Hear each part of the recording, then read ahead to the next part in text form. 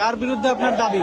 আমি কারোর বিরুদ্ধে নয়, আমি বাংলাদেশের সর্বস্তরের ছাত্রদের পক্ষে।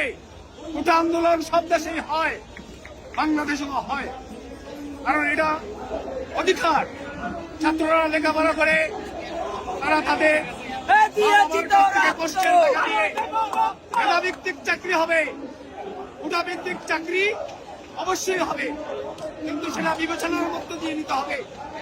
বাংলার একজন প্রধানমন্ত্রী হলে তিনি যদি কোটা আন্দোলনকারীদের ধূলিসাৎ করে দিতে পারেন যে তারা রাজাকার, আমি বলবো, আমরা বলবো, ওই বাংলার প্রধানমন্ত্রী হলেন স্বাধীন বাংলার নব্য রাজাকার।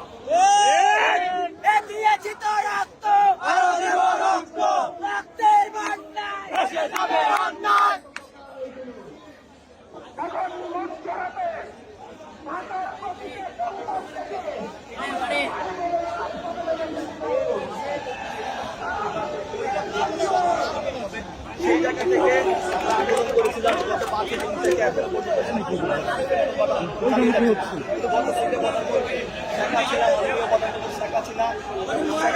আমরা আশা করি, আমরা বিশ্বাস রাখি যে ছাত্র সমাজের পক্ষে আছে, মেধাবীদের পক্ষে আছে, কিন্তু তার পরাকাঠিতভাবে আমাদেরকে রাজাকার উল্লেখ করা, আমাদেরকে ডিরেক্টলি রাজাকার বলা, সেটা আসলে কখনো আমরা মনে করি সেটা কখনো যৌক্তিক না, সেটা কখনো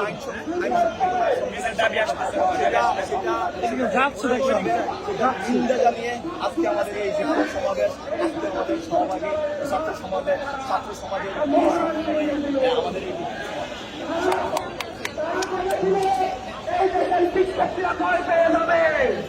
আপনারা কি ভয় পাইছেন?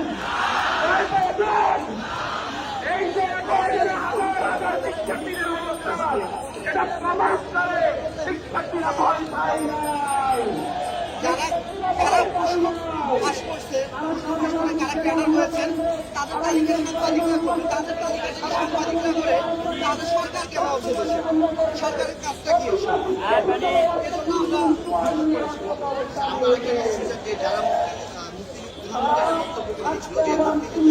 ছেলেমেয়েরা যদি কোটা না পায়, তাহলে কি রাজাকারের ছেলেমেয়েরা কোটা পাবে না?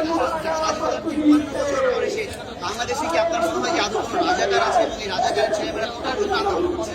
রাজাকার আসলে রাজাকার তো থাকতে পারে, কিন্তু রাজাকার তারা বিচার হয়ে গেছে অলরেডি। ঠিক আছে, আমাদের মাননীয় প্রধানমন্ত্রী নিজে বিশেষ ট্রাইব্যুনাল গঠন করে বিচার করেছে।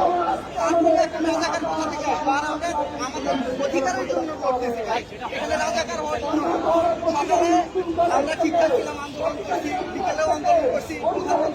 মাননীয় প্রধানমন্ত্রী যখন সংবাদ সম্মেলন করলেন, তারপরে আমরা রাজাকার হয়ে গেলাম, আমরা রাজাকারের সন্তান হয়ে গেলাম।